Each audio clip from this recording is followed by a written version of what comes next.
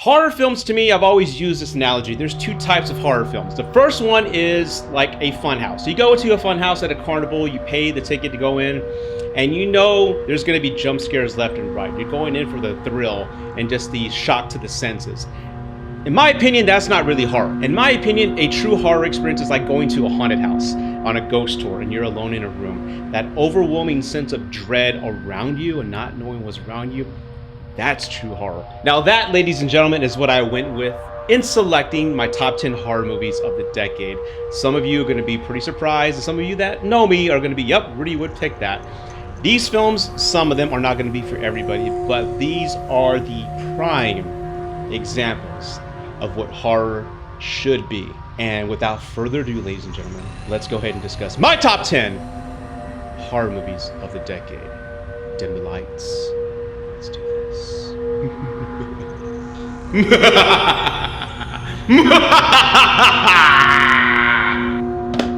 Oh, I need a life. Now, number 10, ladies and gentlemen, is Oculus. If you're a fan of creepy mirrors, this film is for you. Oculus is directed by one of my favorite directors right now, Mike Flanagan, who did Dr. Sleep, which if you haven't seen, go see Dr. Sleep. It's one of the best films of the past year, 2019. Unbelievably wonderful film. Now, what makes Oculus special is it's very smart. It's smarter than your average horror film, believe it or not. And there's a cohesive storytelling throughout the entire film. There's a lot of misdirects and a lot of like, hey, that's not exactly what happened throughout the film. And I give all credit to the screenplay and the director, Mike Flanagan. And what makes him and this film special, ladies and gentlemen, is that you truly feel heartbroken throughout this film, because in my opinion, what do great horror films do? Like, let's say The Shining. You take a family, which to all of us really is the most sacred sanctuary that we all hold dear. And imagine that turning in on itself and that destroying itself. And that is what the Oculus does. And that's why I believe, if you haven't done so already, it's on Netflix. It's been on Netflix for quite some time.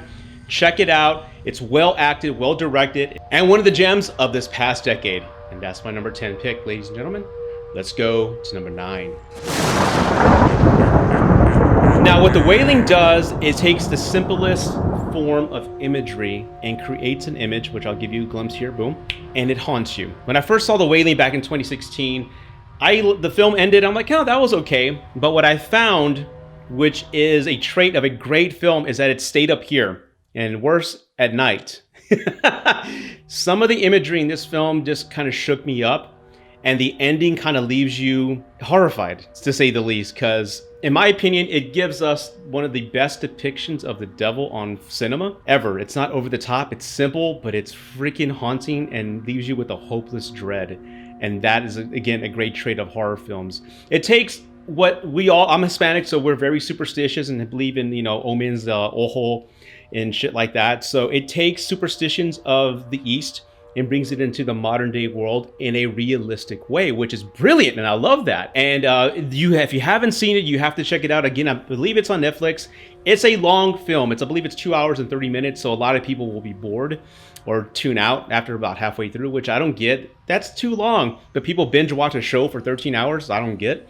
But The Wailing is definitely worth your investment. If you're a fan of just simplicity, no jump scares, just practical, great editing and practical effects, this is a movie for you. And again, if you've seen the film and you know that scene I'm talking about, the devil at the end, let me know in the comments below if you thought it was haunting, because those eyes freak me out. It's amazing what just a pair of eyes can do to your psyche. And my number 8 film, ladies and gentlemen, is Terrifier, Damien Leone's film, which if you're scared of clowns, this is definitely not the film for you. It features one of the best clowns in cinema. I believe that trumps Pennywise. It's Art the Clown.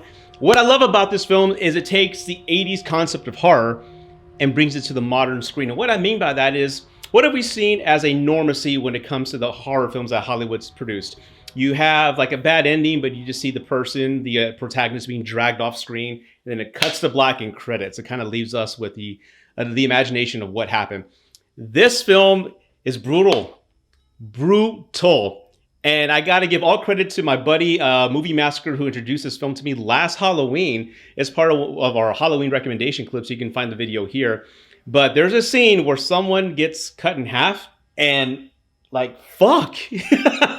I saw it and I was like, yes, it didn't cut away. It didn't edit it. It showed us every cut going through the person and it didn't cut away. I'm like, yes, some director finally had the balls to give us some true gore and horror.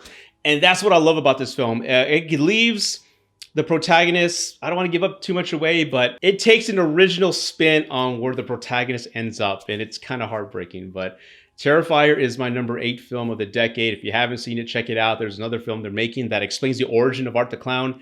The guy's a trip. I love him. And I can't wait for that film coming up. But ladies and gentlemen, that's my number 8. Let's go to number 7.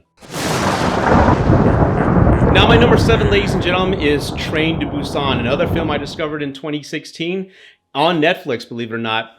What Train to Busan does, actually my niece referred it to me, by the way. Thank you, Leslie. What Train to Busan does is it takes these zombie genre, which at that moment I thought it was already done with.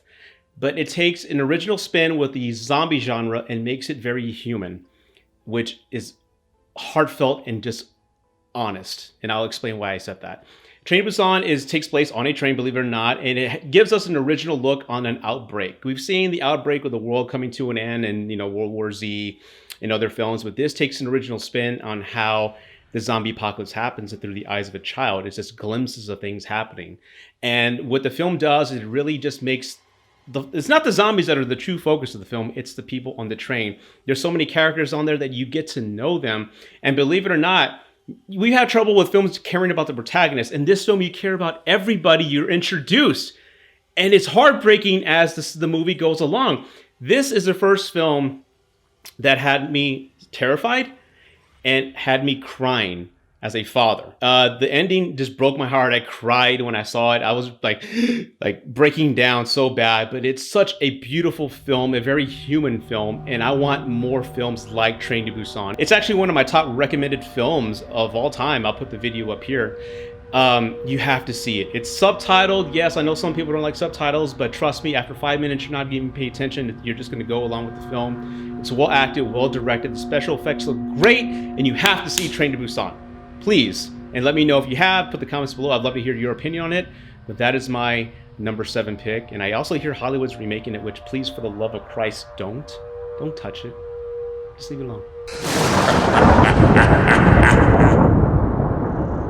And for my number 6, ladies and gentlemen, is Insidious. Yes, this was my introduction to Mr. James Wan, who's now one of my favorite directors. And what I love about James Wan, everybody, is that he just uses, most of the time, sounds to terrify us. It's amazing what a sound can do to strike fear into your body, like a knock on the door. Ooh. And you remember earlier when I mentioned what a pair of eyes can do to you? Yeah, those yellow eyes on that red demon really messed me up when I first saw this film. It's just a horrible, ugly presence to be terrified by, but also just to look at. And just the simplicity of just going into the kid's room and you see him just standing against the wall, just kind of pointing at the kid. All that imagery was all I needed. And that's what I love about horror, ladies and gentlemen. Just show me not too much, just show me enough to where my mind can see it, and then my mind can do the rest and terrify me. And that's what I love about Insidious. Just the imagery and sounds and a well-told original horror film and a new take on the ghost genre is why it's my number 6 pick of the decade. Now, before we go to the top 5, everybody, what do you think of the list? If you like my list, please do me a big solid and hit the like button and also subscribe to the channel. It just lets me know that you guys are enjoying what I'm doing here. And without further ado, let's move on to number 5. Now for my number 5 pick, ladies and gentlemen, I'm gonna cheat. It's not a movie, it's actually a show. And that show is named The Haunting of Hill House, directed by Mike Flanagan. Again, Mr. Flanagan made my top 10 list of the decade. The guy's amazing. Please support this man and whatever he does. But what makes this show incredibly special is not only is it told beautifully, well written, there's a family that goes through a traumatic event and you truly connect with each member of the family. The first 5 or 6 episodes is dedicated to each member of the family, so you truly understand their point of view and what they're feeling. And not only that, Mike Flanagan does a great job with horror. There's no jump scares whatsoever. He takes his time with horror. That's all I will say. That one scene with the ghost of the top hat floating down the hall, was probably one of the most terrifying things I'd seen all year. Just an original take on visual horror. And what I love are the little surprises that the show gave us. I remember watching the show for the first time, and in the background of a scene, I thought I saw a ghost in the kitchen. I'm like, no, there's no ghost, but I kept seeing ghosts, and I had to pause it. I'm like, holy crap. And I find out that Mr. Flanagan and the crew purposely put ghosts in the background of each scene just to mess with us. And it was like terrifying. I love that there was no jump scare or zoom in. It was just there like staring at the family. It really freaked me out. So I love the little surprises the show gives us. I was crying my eyes out the last episode. And again, if you haven't seen it, by all means, go to Netflix and check it out. It's well worth your time. And ladies and gentlemen, let's move on to number 4. Now, ladies and gentlemen, for my number 4 pick is going to be David Gordon Green's remake, reboot, sequel to Halloween. If you know me or a fan of my channel, you know Halloween, the original from John Carpenter, is my favorite horror film of all time. And just seeing a director and writer who loved the original source material and remake that into a new film and a sequel and totally retcon the entire past 7 Halloweens and take an original take on it, I was really excited about that. I went to the film opening day and I just remember just feeling a nostalgic old school sense of horror just overcoming me. Does that make any sense? I remember having this old sense of 80s nostalgic horror just overwhelming me. That's the word I wanted to use. While watching this film, the kills were brutal, the presence of Michael Myers or the shape was used accurately. Michael Myers is not like Jason or Freddy Krueger. Michael Myers is the presence of evil. Just when he escaped from that hospital and he puts on that mask and you hear the breathing just cue in, the film just had a different sense of like, okay, he's somewhere out there, he's going to get these people, and you're just at the edge of your seat while watching this film. I love this film. I can't wait till Halloween Kills, which I believe comes out later this year. And I'm glad people at the helm of this film are truly passionate and love the source material. And that, when you have that, ladies and gentlemen, that's all you need, and you know the film's in good hands. So that's my pick for number 4, ladies and gentlemen, Halloween. Let's move on to the top 3. Now we're getting good. Now, ladies and gentlemen, we're at the top 3, and to be completely honest, any one of these 3 films could have been my number 1.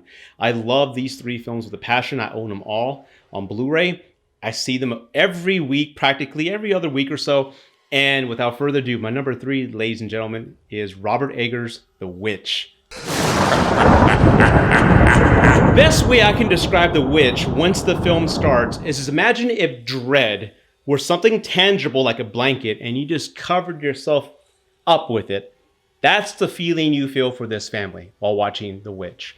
You remember earlier where I said one of the most holy sanctuaries we have and cherish is family, and when horror turns family onto itself, it's heartbreaking. Not only does this film do that and have this family turn on itself, but it also takes religion away. That is fucking heartbreaking. Imagine praying for something to happen when there's an evil presence out there knowingly attacking your family and not getting an answer. My God. That, I think, was the toughest aspect for me to like sit through and to see this family not only tear itself apart, but just have their religion and faith ripped away. Some of the imagery in this film is the most haunting I'd ever seen. There's a sequence where there's somebody that needs prayer and the family's praying for this person. Some members of the family start reacting in just a creepy way. And the person they're praying for wakes up and gives this, I'm getting goosebumps just thinking about this speech, this eerily haunting speech on what he sees. And I'm just going to leave it at that. This film has some of the best direction with Robert Eggers and some of the most haunting imagery you can see on film that'll just stay in your mind after it's over. If you haven't done so already, please check out The Witch. It's not going to be for everybody. There's no jump scares at all in this film. It's just haunting imagery, and you're just seeing a family being torn apart by an evil presence, and there's nothing they can do. And that, ladies and gentlemen, is my number 3 horror film of the decade. Robert Eggers, please make more films, sir. I am a fan. Now on to number 2. And for my number 2 pick, ladies and gentlemen, for best horror film of the decade, it's going to go to Hereditary. The fact that Toni Collette was not nominated for Best Actress for this film is a crime, a complete crime. Her performance is powerful and exhausting. I can imagine being her on set and having to give those numerous takes for some scenes. It must have been exhausting for the poor woman. I remember taking a date to see Hereditary when it first came out, and I almost broke her hand because I was so terrified at the end. No joke, ladies and gentlemen. I applaud Hereditary for finally giving us, the movie-going audience, a true horror experience. And not just a tame PG-13 experience. This is a R. Not R for the sake of gore, R for the sake of haunting imagery that's disturbing to look at. There's some deaths in this film that once you see it, it's going to be burned into your psyche for the rest of your life.